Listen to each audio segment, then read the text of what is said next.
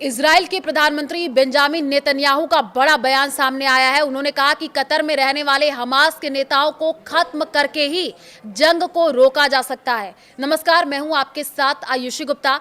Netanyahu ने x पर यह लिखा है कि कतर में रह रहे हमास के आतंकवादी प्रमुखों को गाजा के लोगों की कोई परवाह नहीं है। उन्होंने युद्ध को अंतहीन रूप से जारी रखने के लिए युद्ध विराम के सभी प्रयासों को रोक दिया। उनसे छुटकारा पाने से ही हमारे सभी बंधकों को रिहा किया जा सकेगा। हाल ही में इजराइल ने दोहा में हमास के नेताओं पर हवाई हमले किए, जिनकी कतर ने निंदा की है। हमास ने कहा कि उनके वरिष्ठ नेता और वार्ता दल के सदस्य इस हमले में बच गए, लेकिन 5 सदस्य मारे गए, जिनमें हमास के निर्वासित गाजा प्रमुख खलील अल हय्या का बेटा भी शामिल है। तो कतर ने बताया कि उसका एक आंतरिक सुरक्षा बल का सदस्य भी मारा गया। हमास ने इस हमले की हत्या की साजिश करार दिया और कहा कि इससे गाजा युद्ध को खत्म करने की उनकी शर्तें नहीं बदलेंगी। इजराइल चाहता है कि हमास सभी बंधकों को रिहा करे और अपने हथियार डाले। वही हमास का यह कहना है कि वो तब तक सभी बंधकों को रिहा नहीं करेगा जब तक युद्ध खत्म करने का समझौता नहीं होता और फिलिस्तीनियों को स्वतंत्र राज्य नहीं मिलता।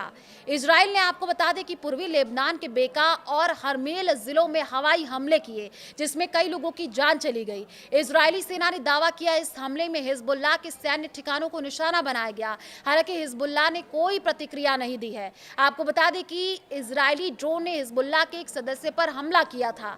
नवंबर 2024 में इजराइल और लेबनान में सीज फायर हुआ था, लेकिन इसके बाद भी इजराइल लेबनान के दक्षिणी हिस्से पर हमला करता रहा है।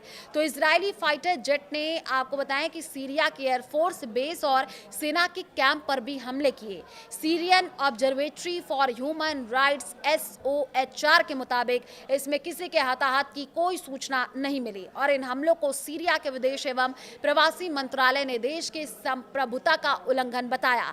उन्होंने कहा कि इजराइल राष्ट्रीय और क्षेत्रीय सुरक्षा के लिए खतरा है।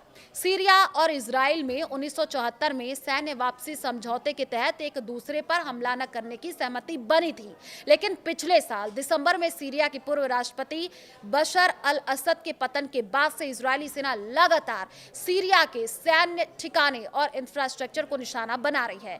SOHR की रिपोर्ट बताती है कि इस साल इजराइल ने सीरिया पर 86 हवाई और 11 जमीनी हमले किए। इसमें 61 लोग मारे गए और 135 जगहों को निशाना बनाया गया। इजराइल, आपको बताया कि यमन की राजधानी सना पर 15 दिनों में दूसरा हमला किया। इसमें हूती ठिकानों को निशाना बनाया गया। यह हमला सना हवाई अड्डे पर किया गया था।